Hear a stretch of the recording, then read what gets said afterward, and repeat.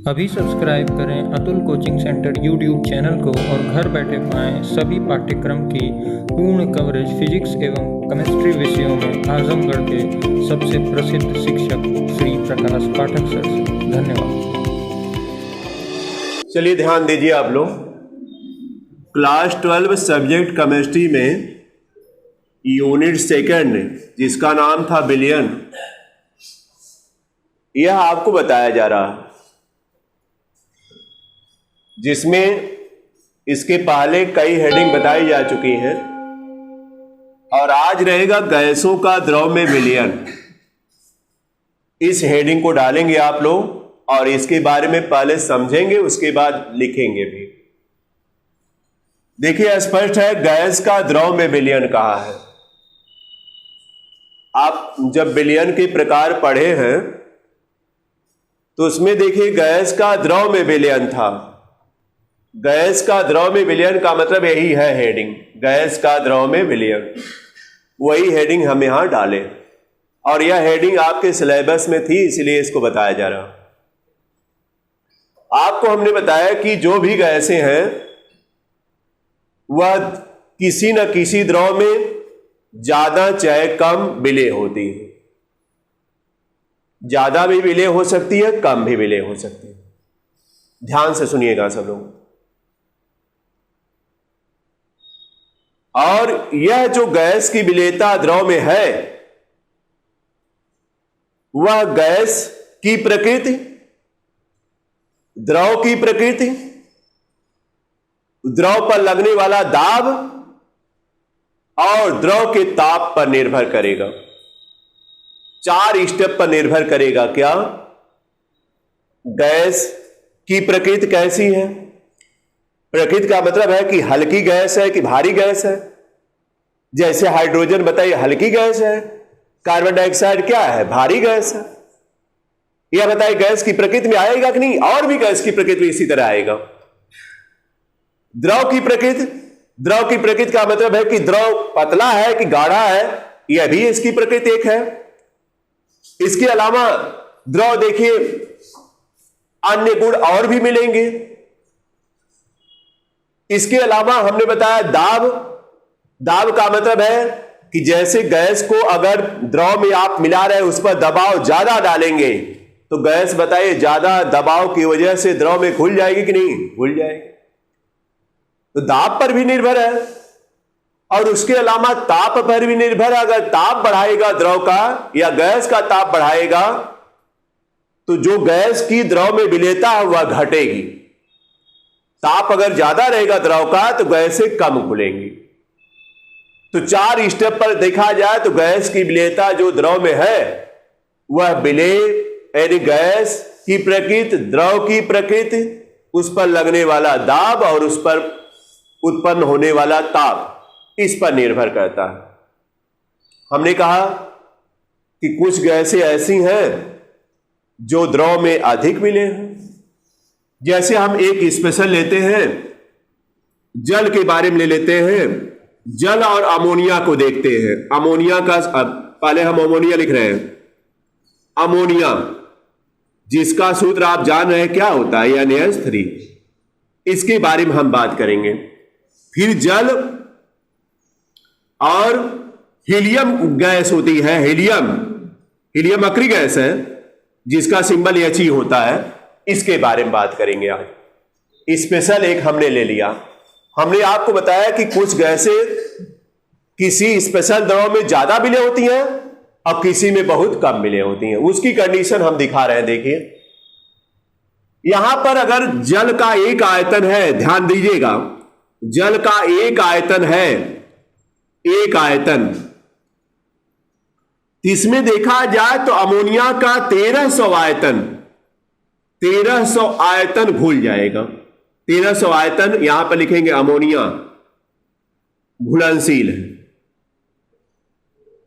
घुलनशील है। इसका मतलब क्या हुआ कि जल में अमोनिया ज्यादा घुलनशील है। अरे 1300 आयतन का मतलब समझ रहे हैं ना? अगर जल का एक आयतन का मतलब जैसे 1 लीटर आयतन ले लीजिए जल का, तो 1300 आयतन यानी 1300 लीटर अमोनिया जो है घुल जाएगी, सीधा है मतलब। तो बताइए ज्यादा घुलनशील है कि नहीं? ज्यादा घुलनशील है।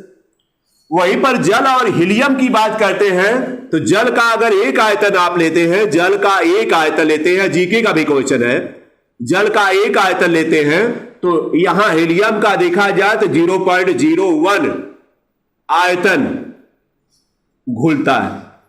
आयतन हीलियम यानी He का क्या होता है? घुलता है। देख लीजिए यही आपके सामने हीलियम जो है जल में कम घुलनशील है, अमोनिया ज्यादा। उसी टेम्परेचर उसी दाब पर यह कंडीशन है। तो बताइए कोई गैस किसी द्रव में ज्यादा विलय होगी और कोई गैस किसी द्रव में क्या होगी? कम होगी। गैस की विलेयता द्रव में किस पर निर्भर करती है?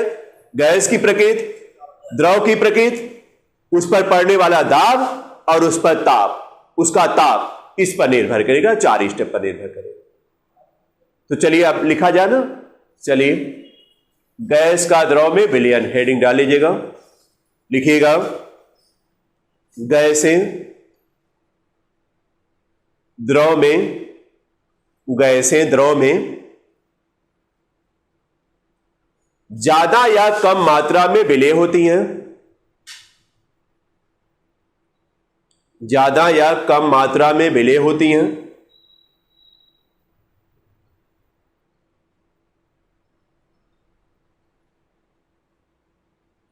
विलय होती हैं। क्या लिखे हैं?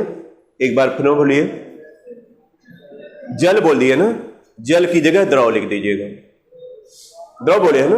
अच्छा ठीक है, सारी द्रव है तो अच्छा है, क्योंकि द्रव सबके लिए लागू होगा ना, इसलिए हम द्रव लिखवाना चाहे। जल तो स्पेशल हमने लिया है। लिखिएगा गैस की द्रव में विलेयता,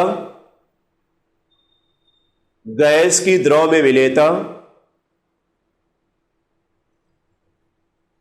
गैस की द्रव में विलेयता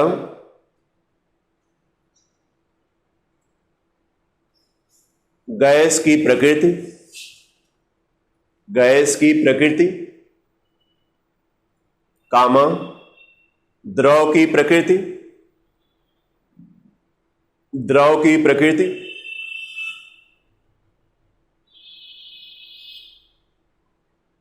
हो गया। कामा लगाएगा ताप तथा दाब, ताप तथा दाब पर निर्भर करती है।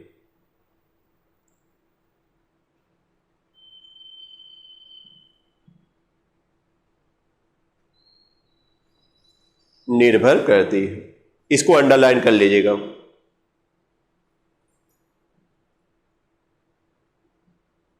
अब ध्यान दीजिए, एक आपको स्टेप और बताना था। एसटीपी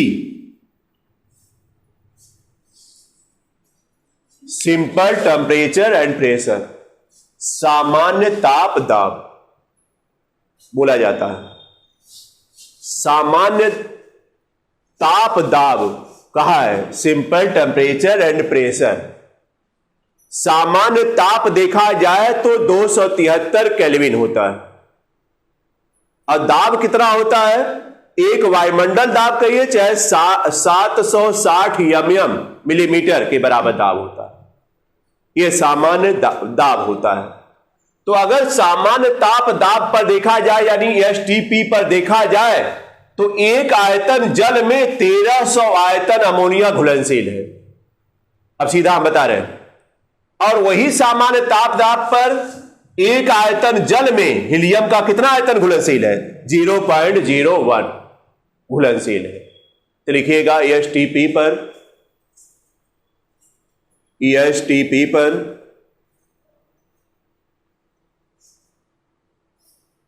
एक आयतन जल में, एक आयतन जल में 1300 आयतन अमोनिया, 1300 आयतन अमोनिया घुलनशील है।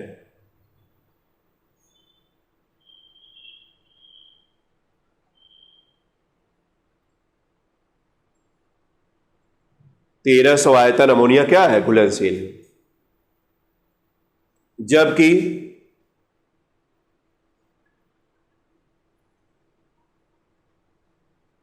जबकि एक आयतन जल में,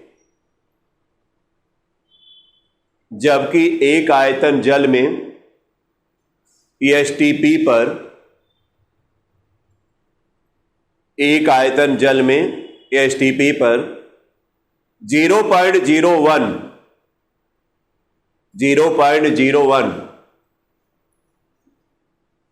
आयतन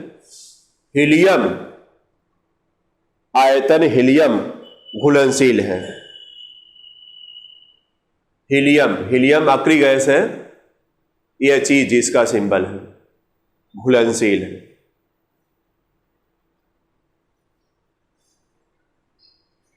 हो गया। अब हमने बताया कि अगर दाब बढ़ाएंगे तो घुलनशीलता क्या होगी, बढ़ेगी। प्रेशर बढ़ाएंगे तो घुलनशीलता बढ़ेगी। जैसे किसी बर्तन में कोई द्रव है रखे हैं, बर्तन के ऊपर जगह खाली है, खाली रहेगी, उसमें आप कोई गैस ऊपर से भर दीजिए और इसके बाद एक ऊपर से ढक्कन लगा करके उसको दबा दीजिए। तो बताइए थोड़ी देर बाद दाब ज्यादा रहेगा तो जो गैस ऊपर है सतह पर वह धीरे धीरे बताइए क्या होगी, द्रव में मिल जाएगी। अगर दाब आपने डाला है तब, अगर दाब नहीं डाले हैं तो वह गैस जो आप बर्तन में रखे थे वह ऊपर क्या हो जाएगी, उठ जाएगी। कुछ घुल जाएगी और कुछ उठ जाएगी। तो बताइए दाब डाल करके यदि दाब बढ़ाइएगा तो गैस की द्रव में विलेयता क्या होगी, बढ़ेगी। कंफर्म हो गए। लेकिन दाब बढ़ाने पर विलेयता क्या होगी, घटेगी। इसको रीनोट कर लीजिएगा। दाब बढ़ाने पर गैस की, दाब बढ़ाने पर गैस की विलेयता द्रव में बढ़ती है।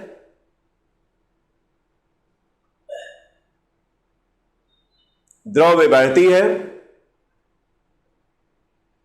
इसके अतिरिक्त ताप बढ़ाने से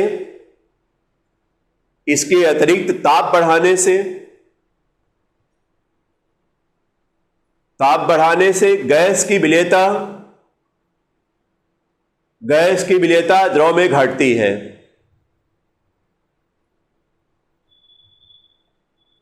गैस की विलेयता द्रव में घटती है। ये ध्यान रखिएगा सब लोग।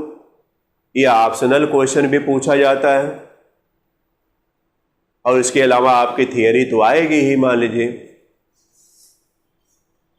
आएगा इस तरह कि गैस की विलेयता द्रव में किस पर निर्भर करती है।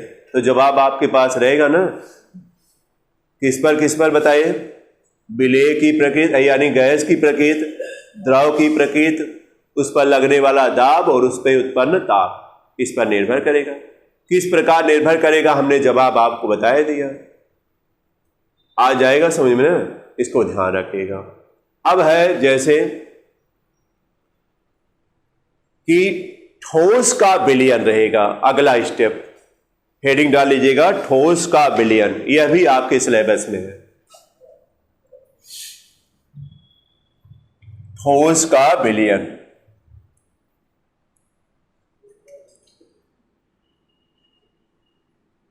ठोस का विलयन, यह भी है।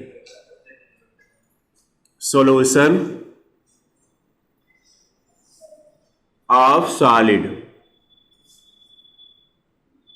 यह हेडिंग डालेगा, ठोस का विलयन।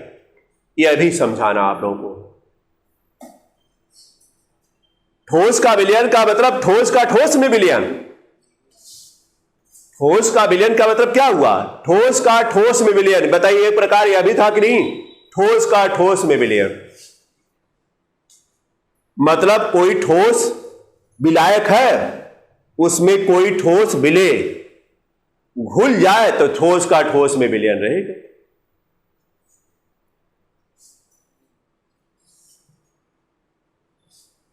ठोस का ठोस में विलयन रहेगा।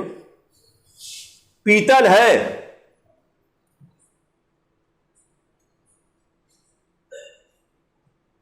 पीतल है तो शुद्ध पीतल नहीं है, बल्कि उसमें कुछ कण अन्य ठोस के मिलाए गए। टंगस्टन है, टंगस्टन का तार बल्ब में होता है। टंगस्टन है, उसमें कार्बन के कण कुछ होते हैं। टंगस्टन के कण तो है ही, उसके अलावा थोड़ी मात्रा में कार्बन के भी कण है। तो बताइए, कार्बन भी तो ठोस रूप है ना। कार्बन के दो अपर रूप बताया गया है, डायमंड और ग्रेफाइट, ये ठोस रूप है। वैसे एक लेसन आपका ठोस है, अभी तो हम उसको नहीं पढ़ा पाए, लेकिन यहां पर समझा दे रहे हैं पहले, यह भी स्टेप मिलेगा उसमें, लेकिन यहां समझिएगा। हमने कहा कि कुछ ठोसों के माध्यम से कुछ इलेक्ट्रॉनिक सामान या कुछ बर्तन बनाए जाते हैं। जैसे बताए पीतल का बर्तन होता है कि नहीं, लेकिन पीतल शुद्ध नहीं होता, उसमें कुछ अन्य मिलावट होती है, कुछ अन्य मिलावट भी होती है। पीतल शुद्ध नहीं होता है। देखिए, कोई भी चीज अगर आप सोचेंगे कि शुद्ध रहेगा तो शुद्ध रहेगा तो उसमें कठोरता या मजबूती नहीं आ पाएगी। आप कहते हैं एल्यूमिनियम का बर्तन है, अगर बताइए एल्यूमिनियम का तार शुद्ध है तो देखिए टेढ़ा हो जाता है कि नहीं, और लेकिन बताइए एल्यूमिनियम का बर्तन आपका टेढ़ा होता है? नहीं। वजह क्या है कि अन्य पदार्थ भी उसमें थोड़ी मात्रा में मिलाए गए, जिसकी वजह से उसमें मजबूती आ जाएगी, उसका क्षरण कम होगा। टंगस्टन में भी कार्बन के कण मिलाए जाते हैं, वैसे उसको कहा जाएगा टंगस्टन कार्बाइड कहना चाहिए। क्या कहना चाहिए? टंगस्टन कार्बाइड कहना चाहिए, चूंकि टंगस्टन के अलावा उसमें कार्बन के भी कण मौजूद है थोड़ी मात्रा में। तो बताइए, टंगस्टन के अलावा कार्बन के कण मौजूद है, तो कौन विलायक हुआ? टंगस्टन विलायक है, और क्या है? कार्बन का कण क्या है? विलेय। चूंकि कम मात्रा में हमने बताया है, जो रहेगा वह विलेय रहेगा, ज्यादा मात्रा में वह विलायक। पीतल है, पीतल में अन्य कण भी अशुद्धिक रूप में ठोस के हैं, तो वह भी बताइए जो अन्य कण ठोस के रूप में है वह विलेय हुए, और पीतल क्या हुआ? विलायक। लेकिन जुड़ने का तरीका अलग अलग है। उसी बेस पर जो है ठोस का जो ठोस में विलयन है वह दो प्रकार का है। ठोस का ठोस में विलयन क्या है? दो प्रकार। आप ध्यान समझिए, अभी हम फिगर बना रहे हैं। जैसे मान लीजिए आप लोग बैठे हुए हैं, तो ठोस का एक मॉलिक्यूल अपने आप को समझिएगा। ठोस का मॉलिक्यूल आप लोग अपने आप को समझिएगा थोड़ी देर के लिए, फिर हो जाएगा अलग अलग। और ठोस के मॉलिक्यूल बताए सटे होते कि नहीं, तो आप एकदम सिमट कर बैठिएगा इकट्ठा। यह भी शर्त मंजूर है ना? सिमट कर बैठना है, सबको एक कण मान लेना है ठोस का,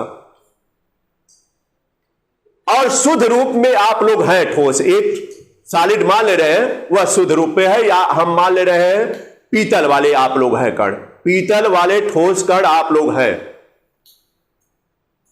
आप लोग एकदम सट कर बैठे हुए हैं।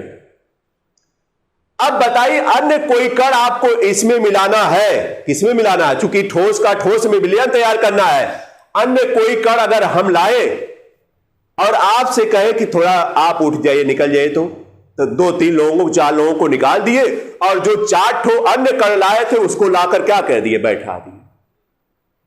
तो बताइए यह क्या बना? विलयन बना कि नहीं? ठोस का ठोस में विलयन बना कि नहीं? और जो यह स्थान हमने बदलकर आपको हटाकर हमने दूसरे को बैठाया उस स्थान पर, तो यह कहलाता है क्या? प्रतिस्थापी ठोस विलयन।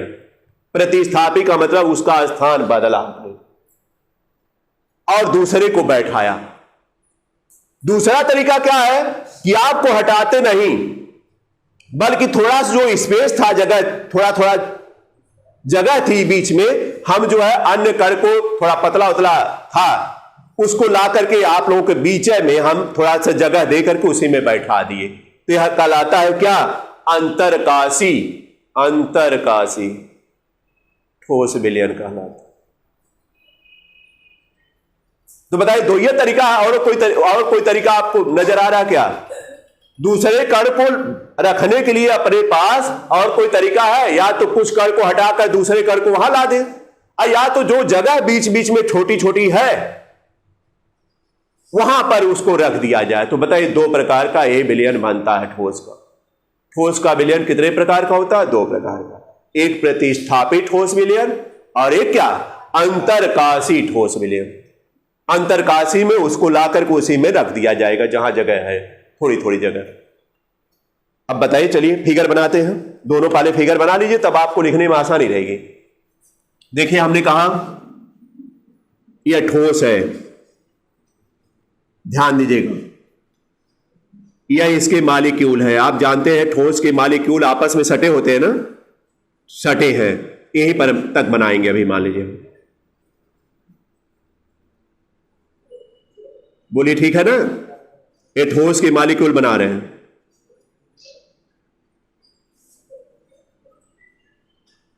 यह देखिए, मॉलिक्यूल आपस में सटे हैं।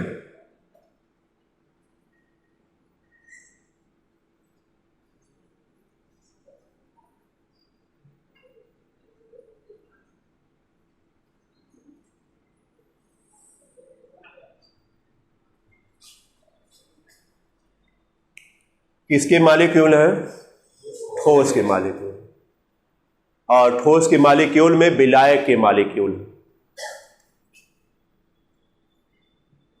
क्या लिया गया है? विलायक।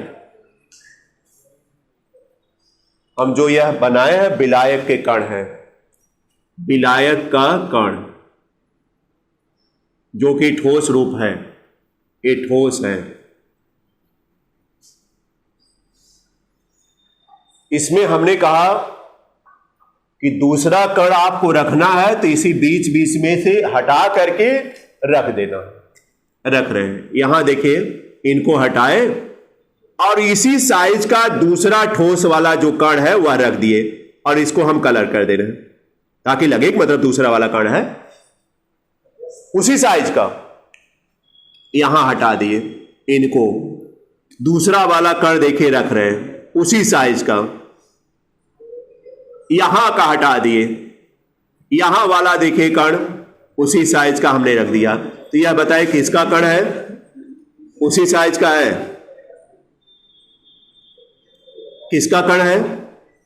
विलेय का ना? यह विलेय का कण है, विलेय का कण यह रहेगा। बताइए, स्थान को हटा हटा कर आप विलेय के कण उतने साइज में रखें कि नहीं? तो यह कौन सा ठोस कहलाएगा? कौन सा ठोस विलयन रहेगा? प्रतिस्थापी ठोस विलयन कहलाएगा। क्या नाम लिया जाएगा? हाँ, प्रतिस्थापी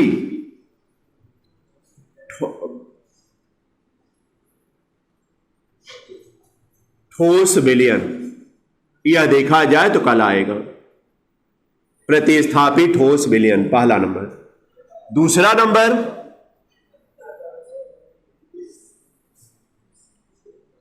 यह देखिए विलायक का मॉलिक्यूल है इस तरह, वैसे साइज में समाना रखिएगा।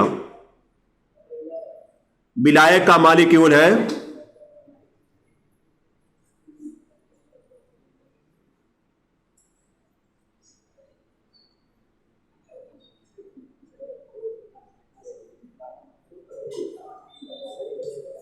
किसका मॉलिक्यूल है?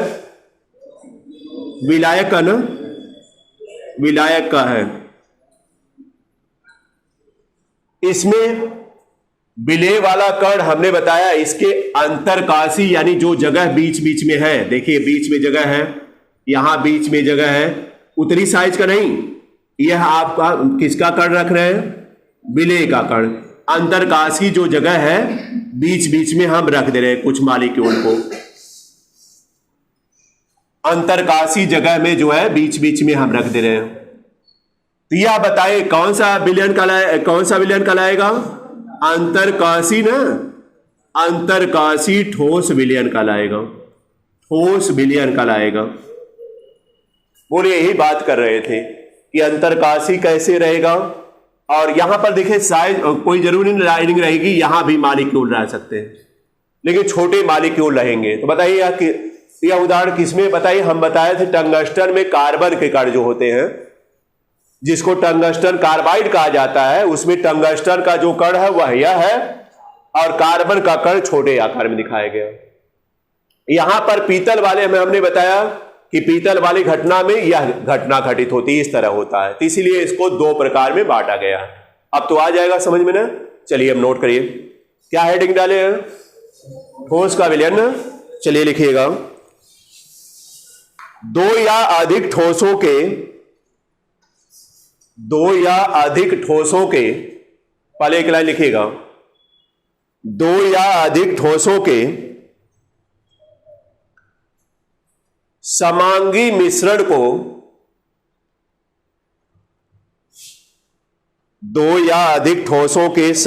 मिश्रण को ठोस विलयन कहा जाता है। ठोस विलयन कहा जाता है।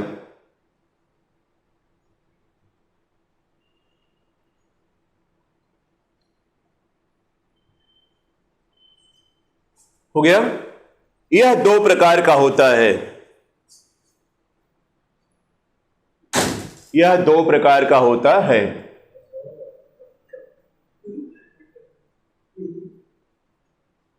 दो प्रकार का होता है। हो गया? पहला नंबर हेडिंग डालिएगा, प्रतिस्थापी ठोस विलयन।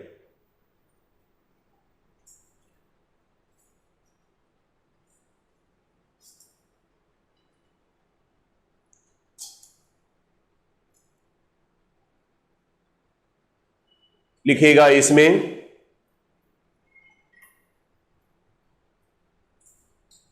कुछ ठोस विलायक के कण, इसमें कुछ ठोस विलायक के कण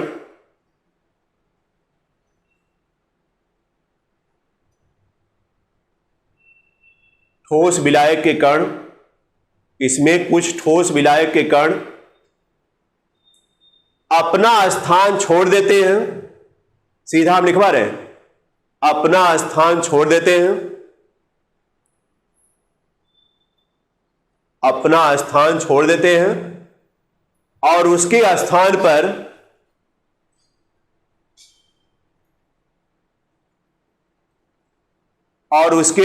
पर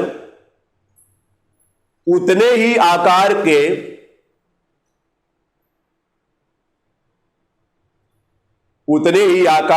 विलेय ठोस के कण आ जाते हैं।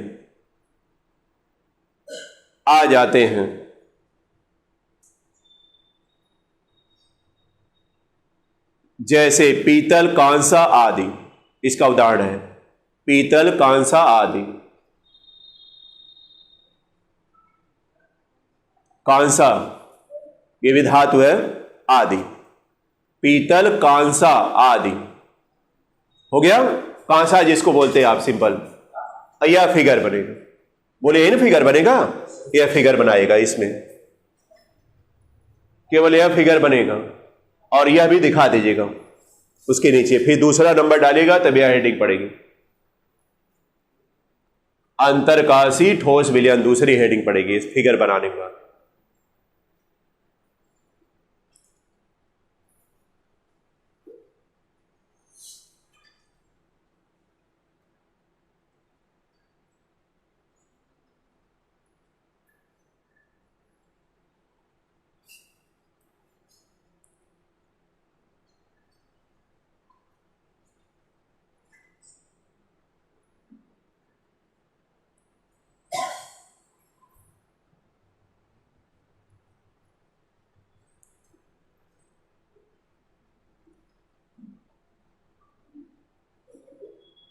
नीचे यह सिंबल जरूर दिखा दीजिएगा, कौन विलायक है कौन विलेय।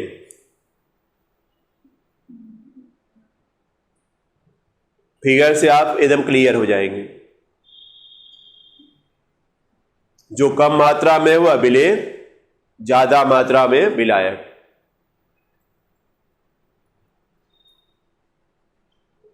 दूसरा नंबर हेडिंग डालेगा, अंतरकाशी ठोस विलयन।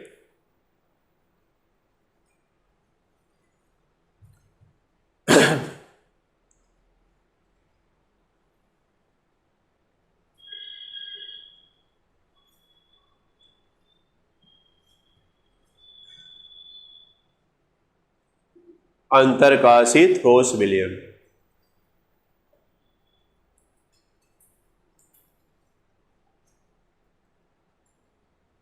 बताइए इसमें क्या है? ये किसका कण है? विलायक का कण है। यानी इसमें लिखवा दिया जाए कि जो ठोस विलायक के कण हैं उनके बीच जो रिक्त स्थान है उसमें जो है विलेय के कण या विलेय ठोस के कण क्या हो जाते हैं? समा जाते हैं। या उसके बीच में जो जगह अंतरकाशी, मतलब उसके बीच में जो इंटरवल जगह है उसमें यह लग जाते हैं। तो लिखिएगा इस विलयन में, हेडिंग पड़ गई ना, इस विलयन में ठोस विलायक कणों के बीच ठोस विलायक के कणों के बीच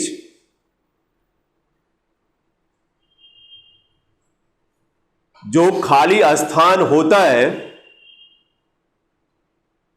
उसमें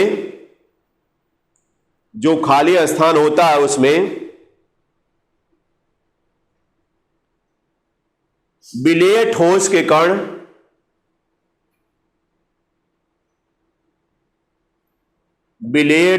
कण समा जाते हैं। समा जाने का मतलब उसको स्थान ले लेते हैं, समा जाते हैं। इसका उदाहरण हमने क्या बताया? टंगस्टन। लिखिएगा टंगस्टन एग्जाम्पल। टंगस्टन कार्बाइड, बल्कि पूरा लिखिएगा टंगस्टन कार्बाइड। टंगस्टन कार्बाइड में बताए कौन कौन से कण हैं? टंगस्टन के कण हैं जो कि क्या है? विलायक है, और जो कार्बन के कण है वह विलेय। इसके बाद यह फिगर बना दीजिएगा, यह फिगर बनेगा।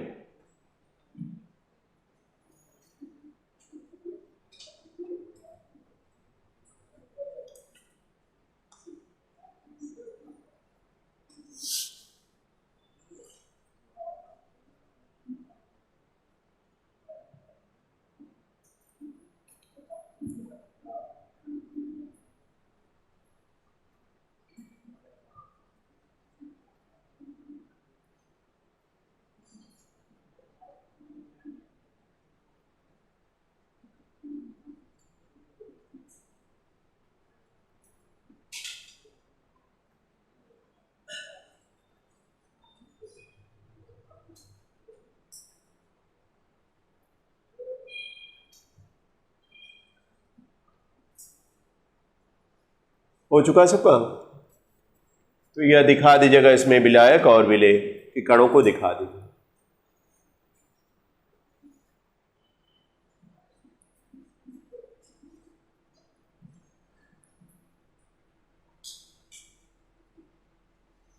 तो यह देखिए, हमने दो हेडिंग आपको बताया है।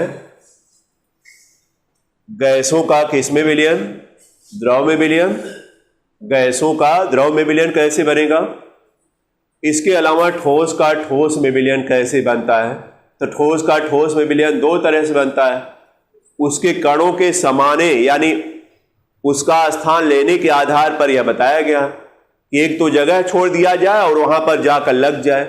एक है कि जो जगह बची है थोड़ी सी, उसमें जो है छोटा छोटा जो कण है विलेय का वह समा जाए।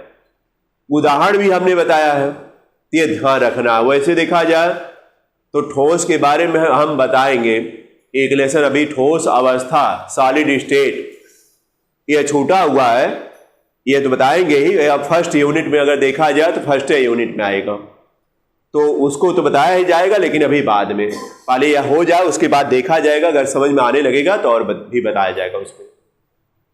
इसके बाद कल हमने आप लोगों को बताया ऑस्मोसिस यानी परासरण। उसमें सेमी परमेबल मेम्ब्रेन की बात हुई थी, अर्धपारगम्य झिल्ली।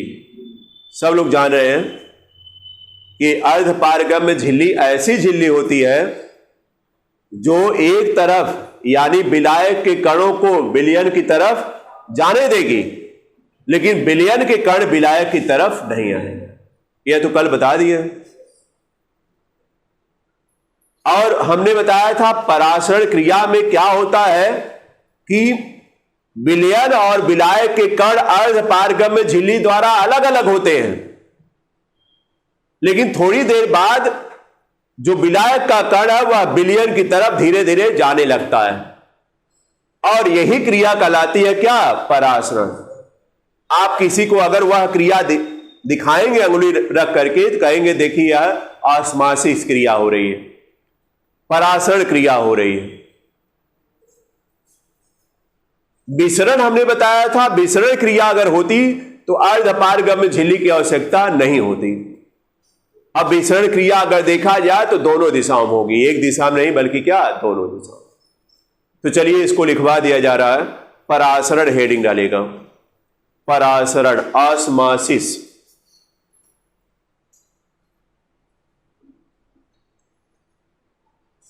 परासरण क्रिया ऑस्मोसिस बल्कि लिखिएगा परासरण केवल।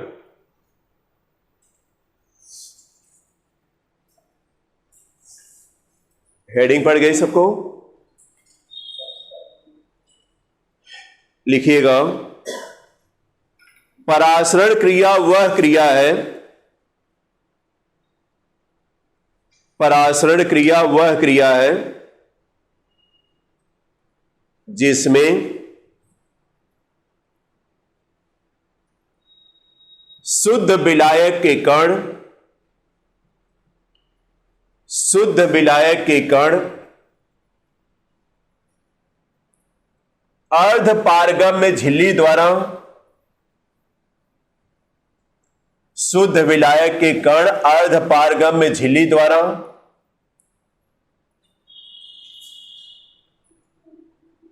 विलयन की तरफ जाने लगते हैं। अर्धपारगम्य झिल्ली द्वारा विलयन की तरफ जाने लगते हैं।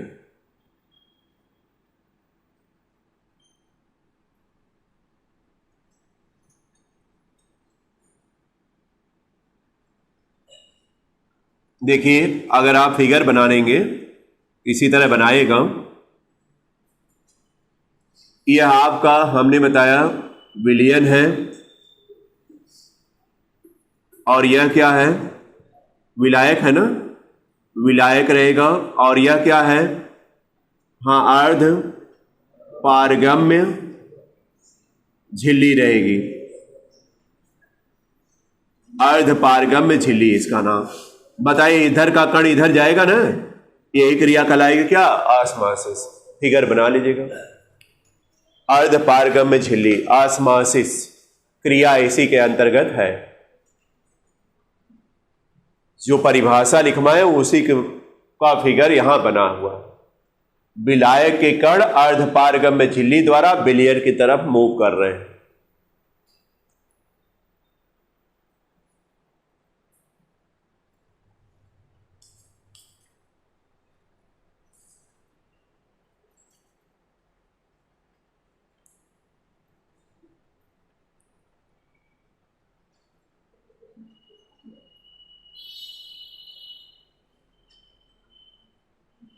हो चुका?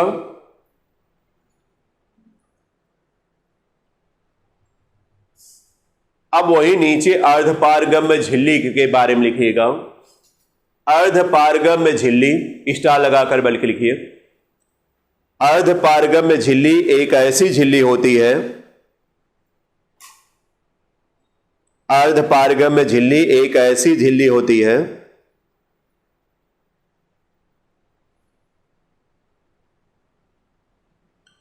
जो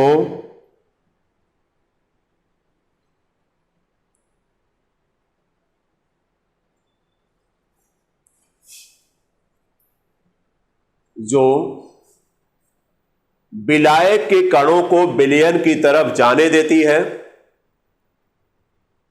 विलायक के कणों को विलयन की तरफ जाने देती है,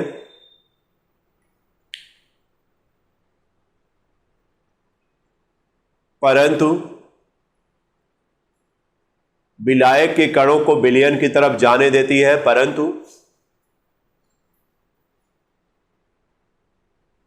विलयन के कणों को विलायक की तरफ नहीं आने देती है। विलयन के कणों को विलायक की तरफ नहीं आने देती है।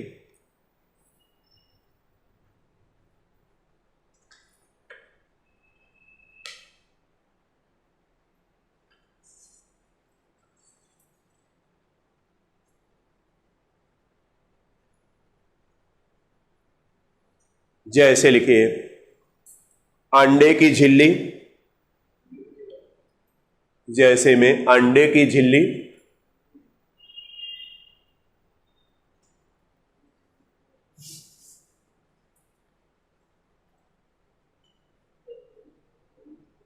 कोशिका झिल्लियां, कोशिका झिल्लियां,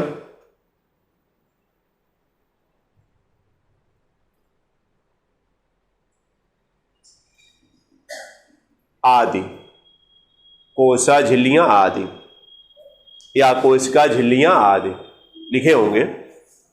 देखिए जो कहा अंडे की झिल्ली, अंडे का ऊपर वाला भाग तो कड़ा होता, उसको निकाल दीजिएगा। निकालने के बाद एक पतली लेयर होती है, ढका हुआ होता, वही कह रहा अंडे की झिल्ली का असर वही है। वह क्या कहती है? अर्धपारगम्य झिल्ली का काम करती है। आपको बता दिया जाए, अगर ऊपर वाली खोल हटा करके अंडे को पानी में डाल दीजिए तो पानी जो है क्या करेगा? पानी शुद्ध रहेगा, शुद्ध विलायक हुआ, और यह क्या हुआ? विलयन का काम करेगा। तो पानी देखिएगा, पानी किसमें जाएगा? उस अर्धपारगम्य झिल्ली से होता हुआ अंडे में जाएगा, तो अंडा फूल जाएगा। अंडा क्या हो जाएगा? फूल जाएगा। लेकिन अगर वहीं पर हम दूसरी क्रिया करा दें कि पानी और नमक का सॉल्यूशन मिलाकर के फिर अंडे को डालेंगे, तो उल्टी क्रिया होगी। अब अंडे का जो मॉलिक्यूल है अंदर वाला, वह पानी और जो नमक का विलयन बन जाएगा उसमें आएगा, शुद्ध विलायक के रूप में अंडा हो जाएगा। अंडे के कण अंदर वाले जो रहेंगे, या पानी उसमें रहेगा। पानी होता है, जो पानी भरा हुआ है, उबाला हुआ अंडा की बात नहीं कर रहे हैं, कच्चे अंडे की बात कर रहे हैं। तो बताइए बीच में पानी होता है कि नहीं? वह पानी अब जो है, जब आप नमक और पानी का सॉल्यूशन करके उसको डालेंगे आप, तो अब अंदर वाला पानी बाहर की तरफ आएगा, यानी शुद्ध विलायक वाला अंडे वाला जो पानी है वह हो जाएगा शुद्ध विलायक, और यह बाहर वाला जो नमक पानी का है वह विलयन हो जाएगा। तो बताइए वह बाहर आएगा तो अंडा क्या हो जाएगा? सिकुड़ जाएगा। तो नमक पानी के विलयन में अंडा क्यों सिकुड़ जाता है? परासरण क्रिया के कारण। कैसे बताएंगे? नमक पानी का सॉल्यूशन बनेगा तो वह विलयन के रूप में काम करेगा, और अंडे का जो अंदर वाला पानी है वह शुद्ध विलायक के रूप में काम करेगा। अब वहां से पानी निकलकर, बताए चूंकि बाहर एक लेयर है जो अर्धपारगम्य झिल्ली का काम कर रही है, वह लेयर, उस लेयर के द्वारा वह पानी निकलकर क्या आएगा? बाहर, तो अंडा पिचक जाता है। और जबकि पानी में आप अंडे को डालिएगा शुद्ध पानी में, तो वह विलायक के रूप में पानी प्रयुक्त होगा, और अंडे वाला जो हमने बताया उसका जो पानी है वह देखा जाए तो विलयन के रूप में प्रयुक्त होगा। तो विलायक वाला जब विलय की तरफ जाए, विलायक वाला जब विलयन की तरफ जाएगा तो ये अंडा फूल जाता है। लेकिन यह हमने बताया यह पूर्णतः अर्धपारगम्य झिल्ली का उदाहरण नहीं है। कौन कौन? जो हमने बताया कि अंडे की झिल्लियां हैं, कोसा झिल्लियां हैं, यह पूर्णतः अर्धपारगम्य के रूप में प्रयुक्त नहीं हो पाती हैं।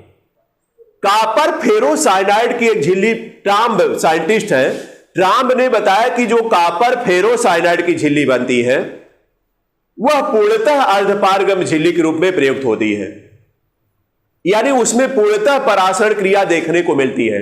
लेकिन इन सब में थोड़ी थोड़ी या बहुत समय लग जाता है। आप तुरंत तत्काल देखना चाहते हैं कि थोड़ी देर बाद 10-5 मिनट बाद यह घटना हो जाए, तो उसके लिए पूर्णतः अर्धपारगम्य झिल्ली की आवश्यकता होगी, और अगर आंशिक रूप से है तो उसमें समय ज्यादा लगेगा। तो लिखिएगा, स्टार लगाए नीचे। ट्राम्ब ने बताया कि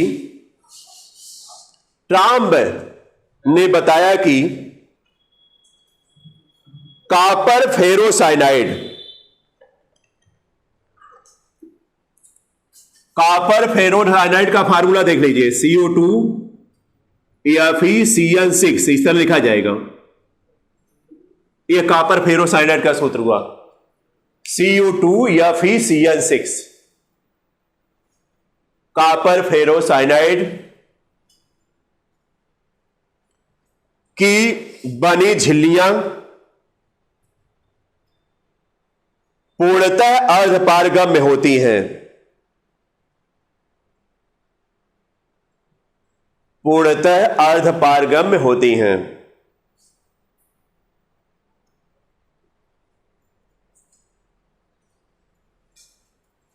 पूर्णतः क्या होती हैं? अर्धपारगम्य होती हैं।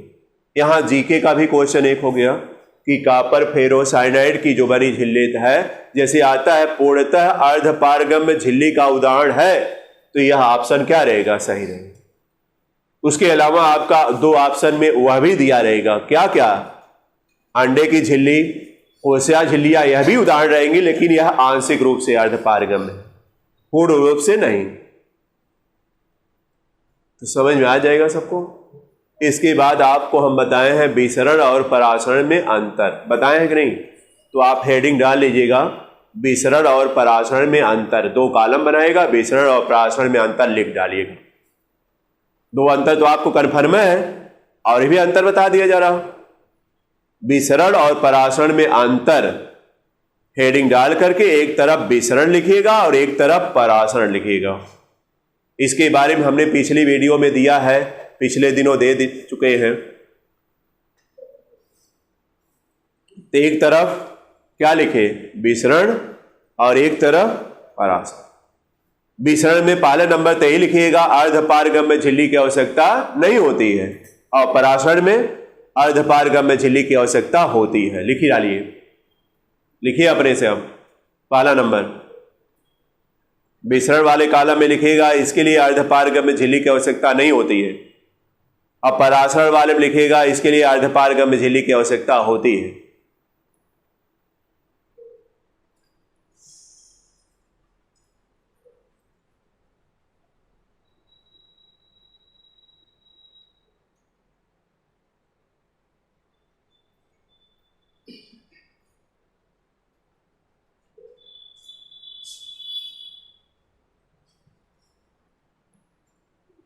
बोलिए।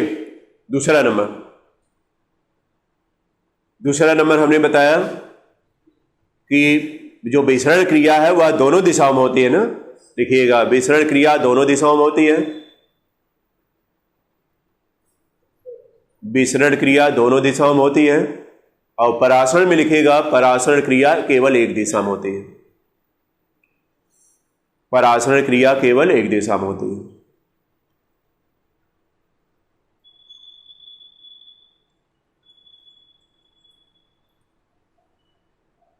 परासरण क्रिया केवल एक दिशा में होती है। और क्या रहेगा? तीसरा नंबर बताए, विसरण में देखा जाए तो विलायक और विलयन के जो मॉलिक्यूल है किसी के द्वारा अलग नहीं होते हैं, लेकिन परासरण में बताए किसके द्वारा अलग होते हैं? अर्धपारगम्य झिल्ली द्वारा। यह एक अंतर लिख लीजिएगा। तो विसरण में लिखना है ना, लिखिएगा विसरण में विलायक और विलयन के कण, विलायक और विलयन के कण किसी स्तर द्वारा अलग नहीं होते, किसी स्तर द्वारा अलग नहीं होते।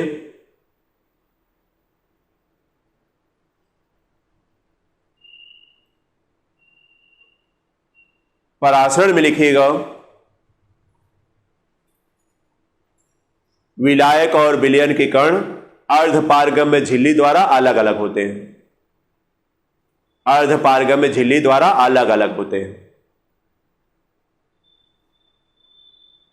तो देखिए, हमने आपको 4 हेडिंग की जानकारी दे दिया है। एक गैस का ठोस में, गैस का द्रव में विलयन, ठोस का ठोस में विलयन। उसके अलावा परासरण क्या है, परासरण विसरण में अंतर क्या है। 4 स्टेप आपको हमने बता दिया। तो आज इतना ही रहेगा, और फिर कल की वीडियो में जो पराशर दाब को आपको बताए हैं उसके बारे में बता देंगे। उसके बाद फिर पराशर पर संबंधित हम सोच रहे हैं जो भी हेडिंग दी है उसको पहले बता लें, इसके बाद जो क्वथनांक का अनुमान उन्नयन ये सब चीज़ें रहेंगी उसको बताएं। तो आज इतना रहने देते हैं, धन्यवाद।